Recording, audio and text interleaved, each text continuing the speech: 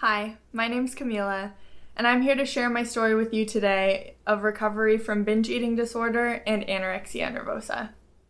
My story starts way back in childhood because I suffered from anxiety, depression, some trauma in my childhood that contributed to a lot of low self-esteem and a lot of thoughts that were not serving me in a very positive manner throughout my life.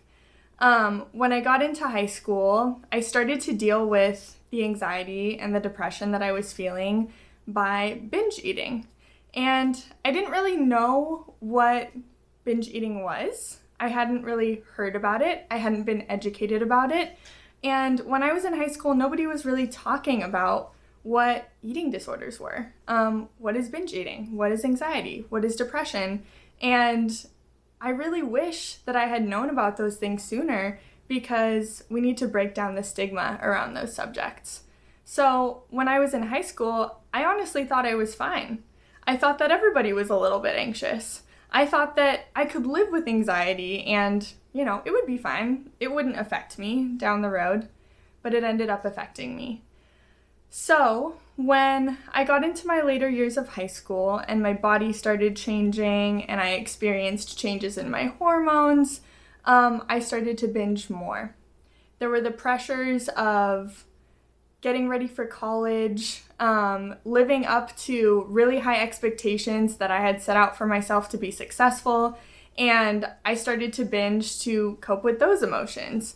I was a 3-sport athlete, so I was very, very active, and it was sort of normal to eat a lot, but what I didn't realize is how much my eating patterns were tied to what I was feeling emotionally, and how much I was eating emotionally to fill a void of emptiness that I kind of felt inside.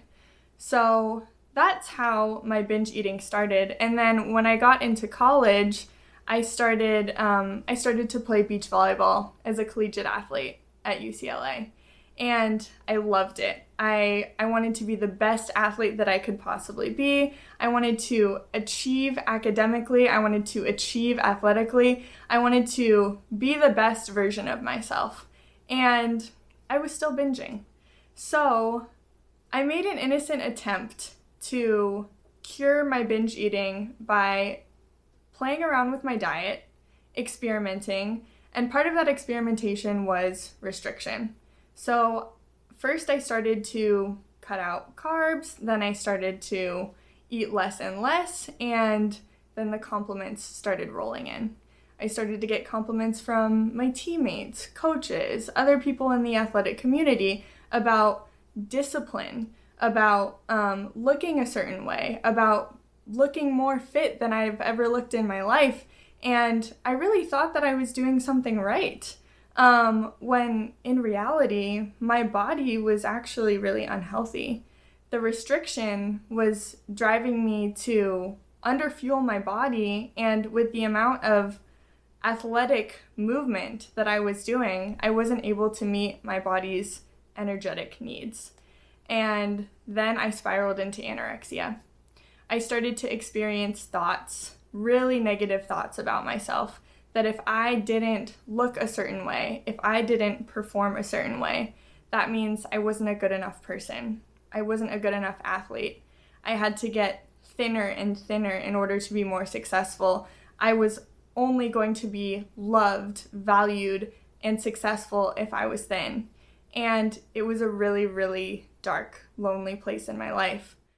The sicker I got, the thinner I got, I went into a darker and darker place in my life. I felt less and less connected from the people around me. Even though I got a lot of praise from the outside, I really lost a sense of who I was. I didn't know who Kamila was, what she wanted in life beyond sports. I was so dialed into controlling my sport and controlling my food that I didn't focus on relationships. I didn't focus on career goals after I graduated. I was so scared and felt that I had to keep that hidden because nobody was talking about eating disorders. Nobody was talking about mental health. Nobody was talking about anxiety and depression as a community in the way that I really needed. I felt really alone during my collegiate experience, and even though I was talking to a dietitian, I had a great therapist, I had a wonderful physician and they were all coordinating care for me at UCLA, I was still resistant because I was still scared to open up. So recovery for me has not been linear. It's been up and down throughout. For about 4.5 years, I resisted treatment. And then when I graduated from UCLA, I lost that structure. I lost my treatment team. It changed. I entered a graduate program getting my master's in public health, and I lost my athletic identity.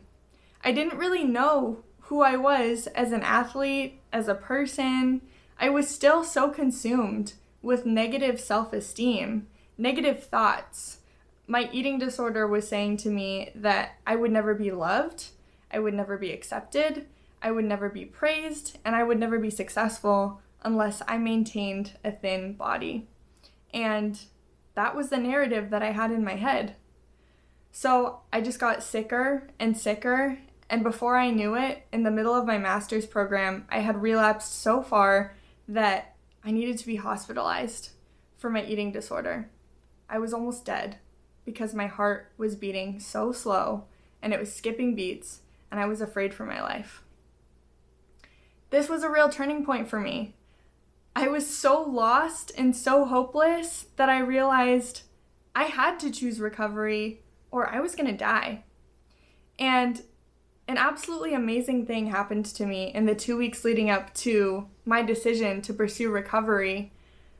A couple of random people, and also a couple of people who knew what I was going through, came up to me and said, "Kamila, your life is meaningful. Your story is meaningful. You are meant to be here." And anybody who's watching this, I want to say the same thing to you. Because your eating disorder will tell you differently. Your eating disorder might say that you're worthless or that you don't serve a purpose here, but you do. You are meaningful. Your life is valuable, and I want you to know that. So, from the moment that I decided to pursue recovery, I went in full force. There was no more of a half-assed effort. There was no more putting one foot in and putting one foot out, and I dove all in. I went all into recovery. The same way that I approached my training as an athlete, the same way that I tried to build up my body physically, I tried to build back up my brain mentally, and my body too, but it required a lot of rest to heal and a long time off from the sports that I truly loved so much. So I went to the UCSD Eating Disorder Center for 6 months. I entered a partial hospitalization program with some of the top researchers, some of the most amazing therapists that I've ever met, and just a really healing environment that I finally felt like I was understood and that I could actually heal. I finally felt a glimmer of hope that there were people who were trained and could help me out of this, and I didn't have to hold it in by myself. I let everything out. I started a blog. I started connecting with people, and that was a huge turning point in my recovery too, because I realized that people who have gone through trauma, anxiety, depression, eating disorders, we heal in community. We heal through connection. And that's exactly how I felt during that time. Recovery and the choice to pursue recovery has never been easy. It's been a hard, long road. I stayed in treatment for about 6 months, and I've continued treatment ever since I graduated the program from UCSD.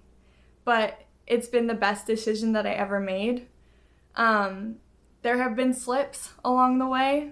I'm not perfect, and I always have to be mindful of the triggers in my environment, the triggers I always have to be mindful of the triggers in my environment and the triggers that I may encounter in my life so that I can protect my recovery and keep it at the forefront. In recovery, I've been able to return to my sport at a high level, compete at almost a professional level in beach volleyball, connect with my community. I've been able to heal relationships in my family. My life is so much more colorful and meaningful, and yours can be the same. I want to give hope and inspiration and healing to anyone out there who might be struggling with an eating disorder, whether that be binge eating disorder, whether that be anorexia, the two that I went through, whether it be bulimia or somewhere else on the spectrum. Recovery is possible, recovery is worth it, and you will heal. You can heal. So, if you are currently struggling with an eating disorder, I highly, highly recommend that you reach out for help. There are people out there who are trained and willing to help you and support you. Reach out to a therapist. Reach out to a dietitian. Reach out to a friend. Reach out to a doctor. Currently, I'm an eating disorder recovery coach, and my specialty is helping athletes, but I would love to support you on your journey, and all I want to do is use my experience to support somebody else who's going through something similar. You can find me at the website listed below, and please take time to check out the other videos that are listed here on this website. I wish you well on your journey to recovery. Your story matters. Recovery is possible, and recovery is always worth it.